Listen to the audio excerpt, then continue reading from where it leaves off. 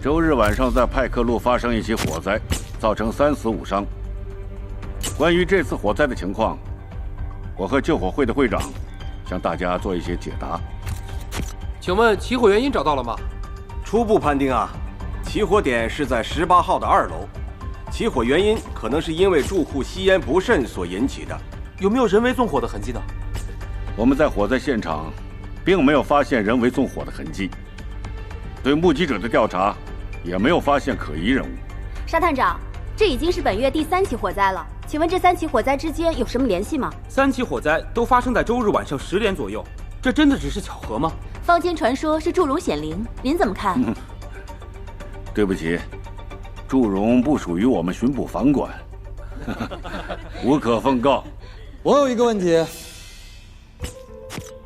刚才张先生说火灾是由18号住户吸烟引起的，我查过死者的名单，18号的住户是郑远先生，而上周五的时候，郑远在电台发表过公开的反吸烟演讲，他说自己已经戒烟戒了10年了。上一起火灾，你们公布的起火原因是壁炉的烟囱倒灌风火苗倒窜引起的，可是火灾当天并没有刮风啊。还有本月的第1起，你们说是电灯短路引起的，很不巧，火灾当天那片街区刚好停电。沙探长，你可以解释一下这些疑点吗？原来真的是这个。好了，今天的记者会到此结束啊！你们的疑问我们正在调查。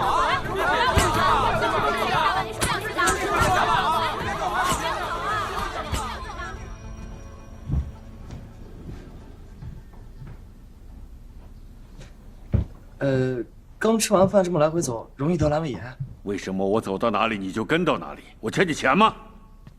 为什么总是搅局？没有啊，你就是欠我一个案子啊。我欠你案子，你也不能到记者会上去闹。你这么一闹，那些记者会怎么写我们？民众会怎么看我们？他们会觉得我们巡捕房是一群废物。所以才需要我这个特别顾问啊。我知道你现在压力非常大，3起火灾有10多人伤亡，租界内谣言4起，而上面也希望你出面来安抚一下民情。不过你真的认为这3起火灾之间没有任何的联系吗？如果这周日又发生了火灾，你怎么和大家交代？最后自食其果的不还是你吗？我可以给你这个案子，可是你能保证周日不再发生火灾吗？不能，但我可以尽力而为。探长，现在只有不到3天的时间，我需要你给我授权，让我以巡捕房的名义来展开调查。好吧，我需要3起火灾受害者的资料、目击者证词，还有现场的勘查报告。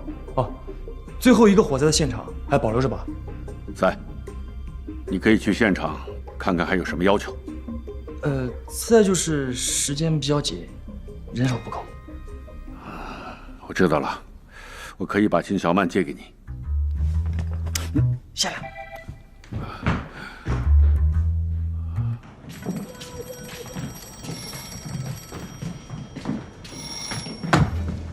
你坐我位置干嘛？现在他坐在这里的时间啊，都比你多。什么事儿？我刚和沙威探长借了你。什么叫借呀？我是个人，又不是个东西，又不是个物件，哪有你这样借来借去的？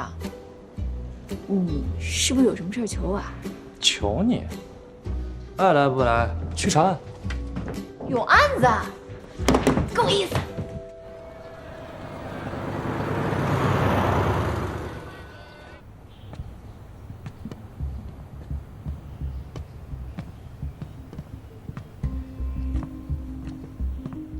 都被烧成这样了，还能查到什么吗？侦探的第一要领，凡事不要轻易下结论。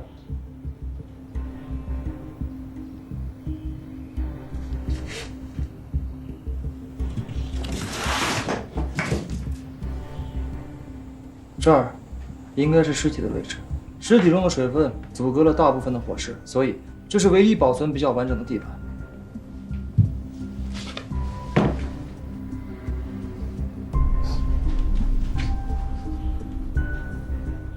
烤肉的味道。什么？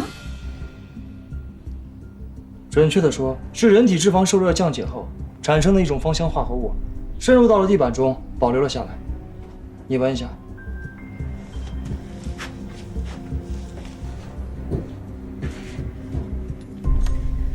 不但有烤肉的味道，还有酒香。没错，高温下融化的酒瓶残渣，应该是伏特加。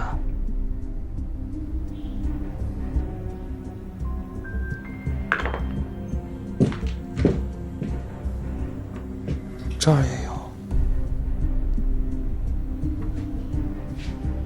这儿还有。秦锦谈，你看出什么了？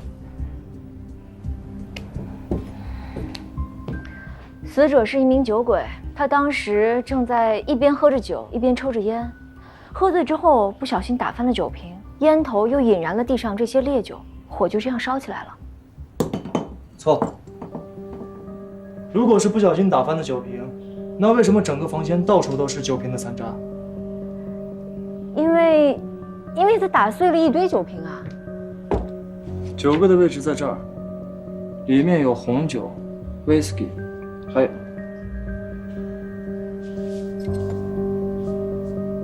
三星白兰地。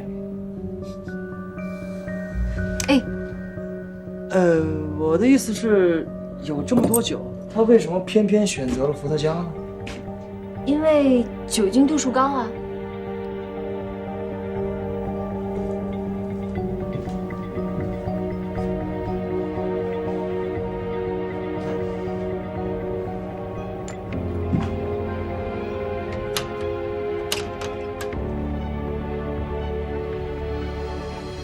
小曼，你不是立志要做一个优秀的警探吗？来看一下这扇窗户，告诉我发现了什么问题。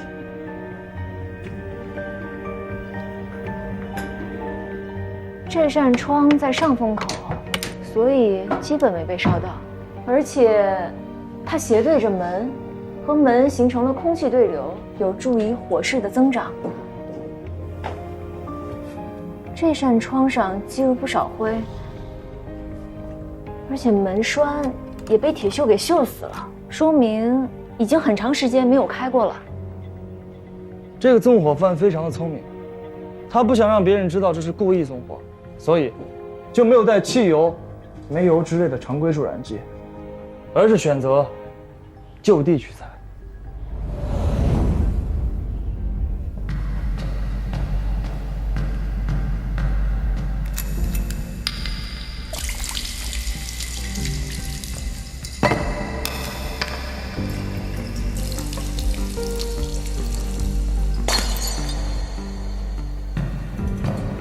整个房间只有2扇窗户，他是选择了打开一扇有利于通风的，而这一扇窗户正对着的是一条街。如果打开之后，反而会让火灾更早的让人发现。这个人连续3周在不同的地方放火，身为一个外来人，但却没有引起任何人的注意。这个人一定是非常的狡猾，而且不显眼，像是一条冷血的变色龙一样，轻而易举的就能隐藏在人群之间。有意思。终于遇到一个像样的对手了。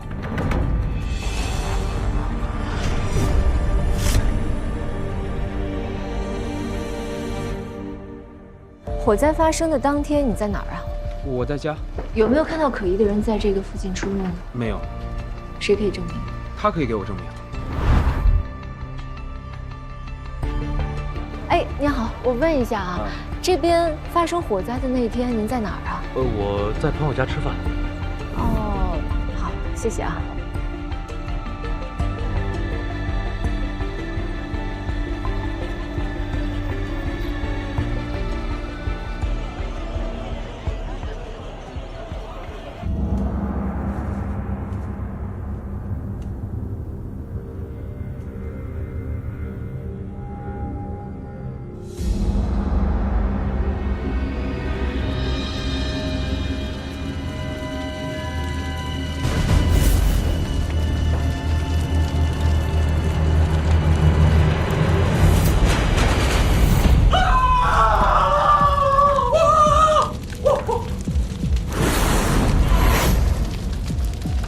不关我的事，不关我的事，是你们逼我的，是你们逼我的！啊！我不要！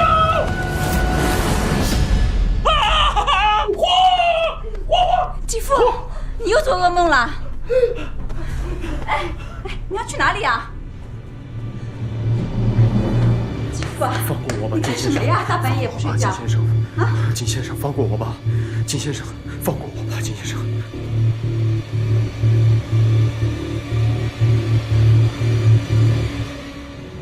警察先生，我要报案。报什么案呢？那个礼拜天纵火狂魔今天晚上要来烧我们家了，你们快点派人保护我们吧。又来一个，说吧，他长什么样子？他长什么样子我不知道，但是我知道他姓金。你怎么知道啊？我男人说的。你男人？他又怎么知道的？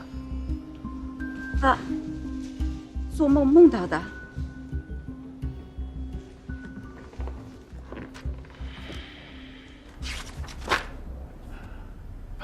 137个，一天有137个报案的，每一个都说掌握了纵火狂魔的重要线索。你能给我解释一下是怎么回事吗？啊，我在报纸上登了一则小广告，说只要来巡捕房举报连环纵火案的线索，如果能证实的话，就会有重赏。我刚刚在记者会上辟谣，你却公然在报纸上造谣，还冒用巡捕房的名义。第一，我没有造谣啊，连环纵火犯是的确存在的。第二，我没有冒用，是你给我的授权，忘了吗？我怎么知道你在报纸上登广告？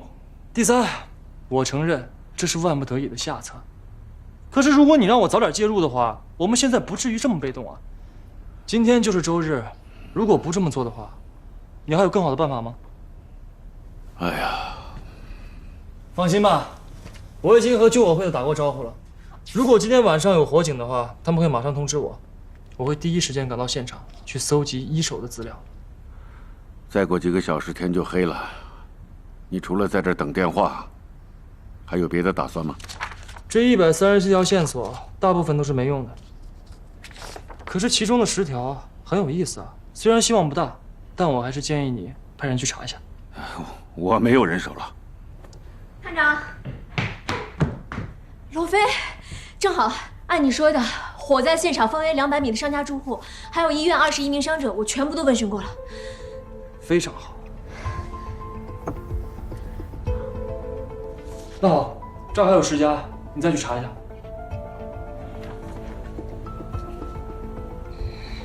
好。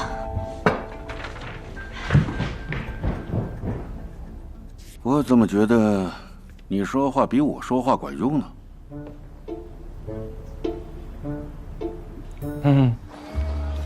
哎，你好，火灾那天你去哪儿了？你好，你好。我怀疑隔壁那个男的是纵火魔，他偷过我家的火油炉，他就是纵火犯。为什么？他的面相一看就不是好人。纵火犯就在前面，姐姐就是他。邵光光，邵光光，邵光光，来了来了。你找谁？王太太是吧？我是巡捕房的警探，是您报的警吗？你是警探？对。哦，进来吧。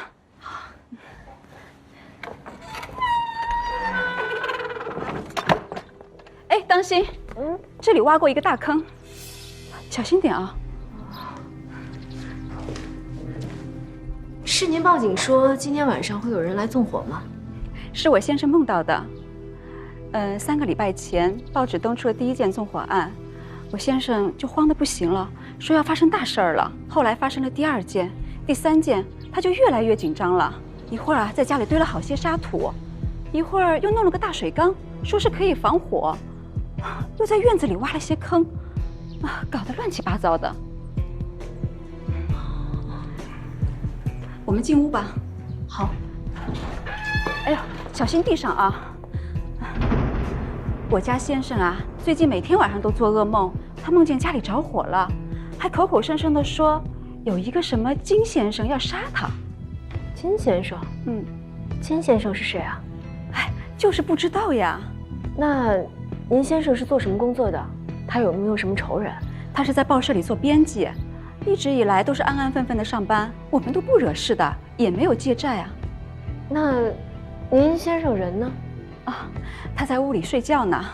他现在晚上都不敢睡，也不敢关灯，也只有白天这会儿啊睡几个钟头。要不你先坐着休息一会儿，我给你倒杯茶啊。家里佣人都被他给吓跑了。谢谢。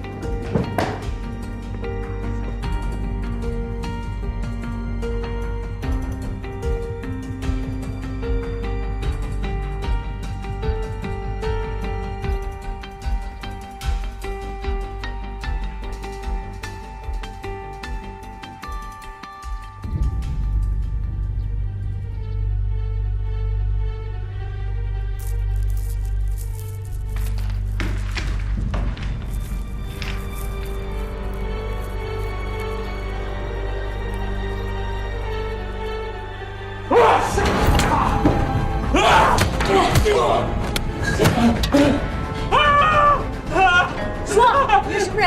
别杀我！说，别杀我！误会，他就是我丈夫。哎呀，继父，你在做什么？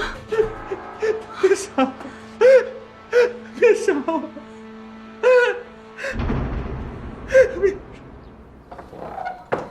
你这样就走了？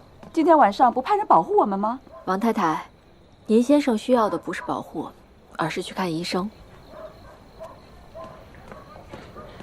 哎，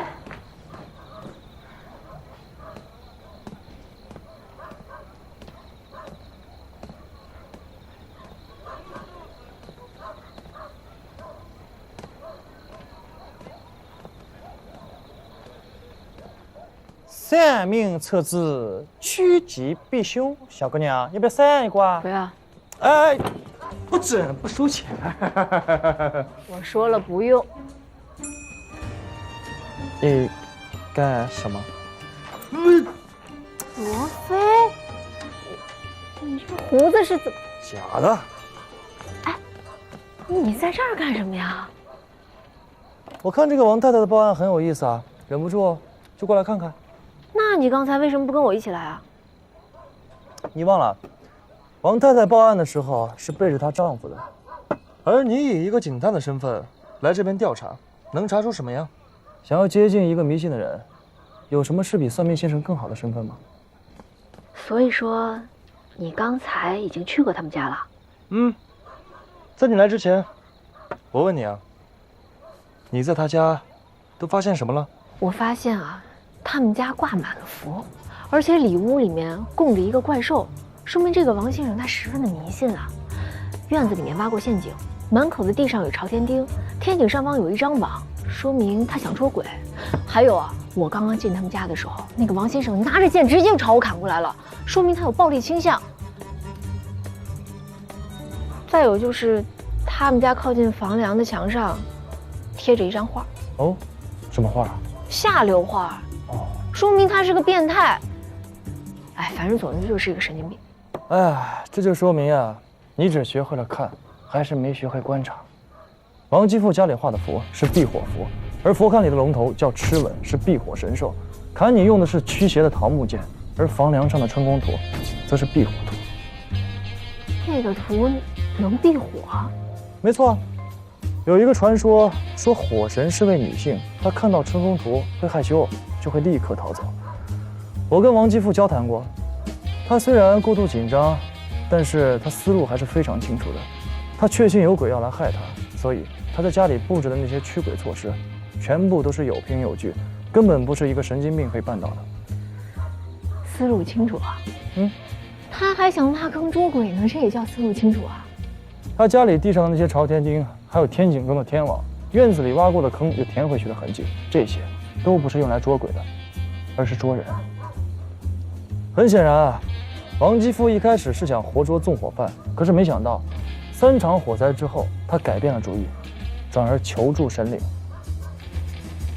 我觉得这个王继富，他肯定有什么事儿瞒着我们。没错，这3起火灾和王继富肯定有着什么联系。所以他说今天晚上有人来烧他家，这不是胡说八道的。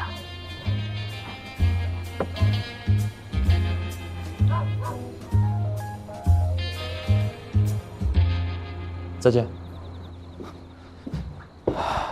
谢了，不客气。我已经和救火会的打过招呼了，要是我估计错了，别的地方起了火，他们会及时通知我们的。你还有估计错误的时候？我又不是神，当然会犯错了。刘飞，我想问你个问题：你当侦探这么久以来，有没有遇到过没破的案子？有啊，比如10年前的银行失窃案，8年前的火车失踪案，2年前的诱拐案，还有上个月的……上个月不是 Tears 案吗？破了呀。可是我一直没搞清楚，杀死小鹿的到底是不是 Captain。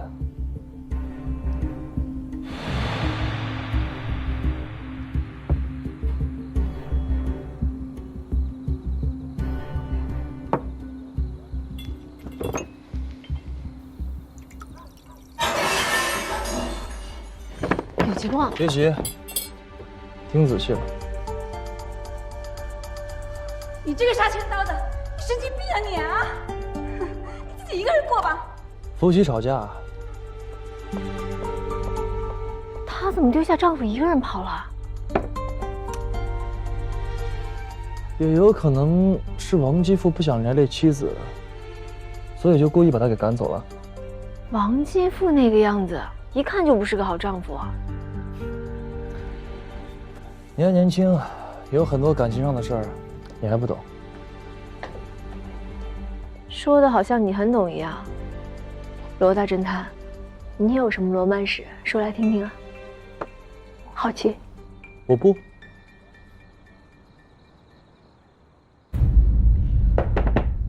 灯怎么关了？王太太可是说王继富这几天睡觉都不关灯的，怎么老婆一走胆子反而大了？出事了，快！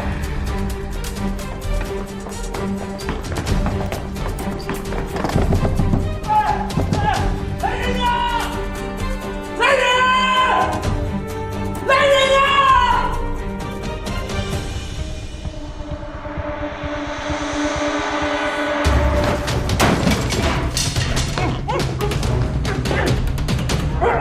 开门！开门！开门！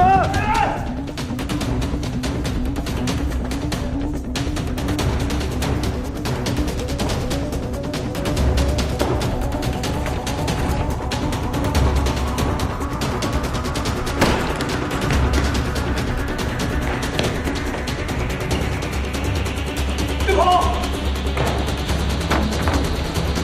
站住！什么？什么？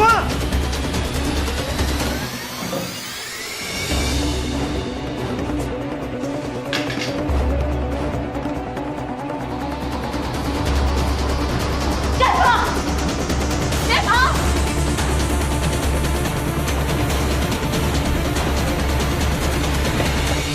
王继富，王继富，王继富！你别杀我！别杀我！别杀我！你别怕，我是来救你的。刚才是谁挡杀你？我不知道，他是从后面来的，我没看见。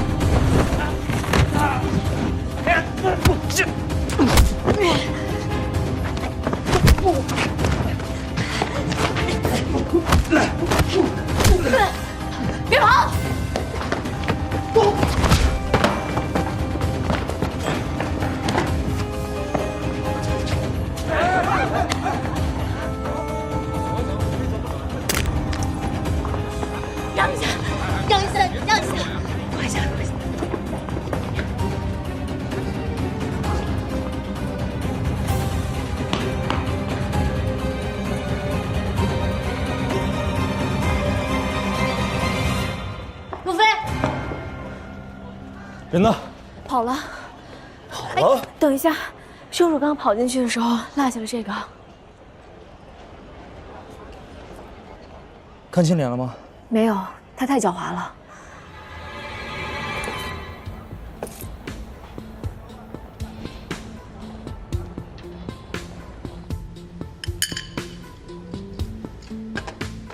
这是常见的50毫升滴剂药瓶，碎成这样，指纹肯定是找不到了。那这里边的药物是什么呀 ？TSD， 一种新型的镇定药物，镇定效果特别好，但是大量服用会使人致幻，患者会失去自我防范意识，所以这个也被称之为城市药水。能开这个药的医院应该不多吧？现在法租界卫生系统不完善，药物监管比较混乱，很多医院都乱开药物，不像我在德国的时候。德华社监。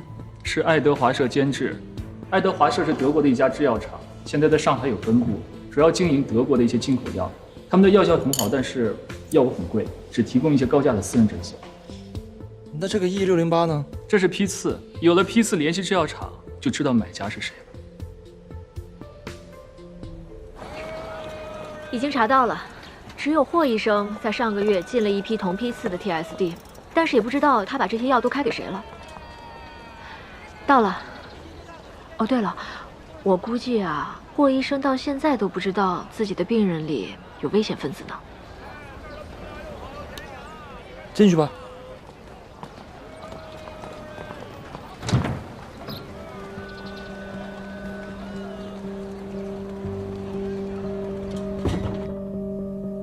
没错，是 TSD。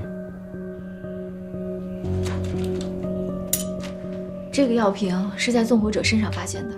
从瓶底的编号来看，确实只有你的诊所进过这批药。昨天晚上10点你在哪儿？罗非，你干什么呢？在我眼里，所有人都有嫌疑。没关系，理解。昨天晚上10点，我在诊室接待宫董局的马天利先生，他有严重的失眠症，每周日晚上的9点、10点都会来我诊室接受治疗。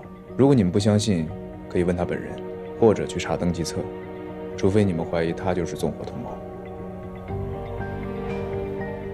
虽然你有不在场证明，但这些药确实是从你诊所里开出来的。都有哪些病人开过这个药啊？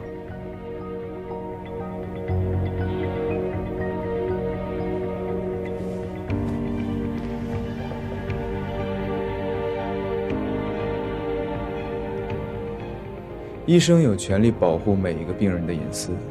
刚刚告诉你马先生，我已经算是违规了。你现在不配合，我可以立马回巡捕房申请搜查令，到时候也可以查你的病案。那你就请回吧，我在这儿等着。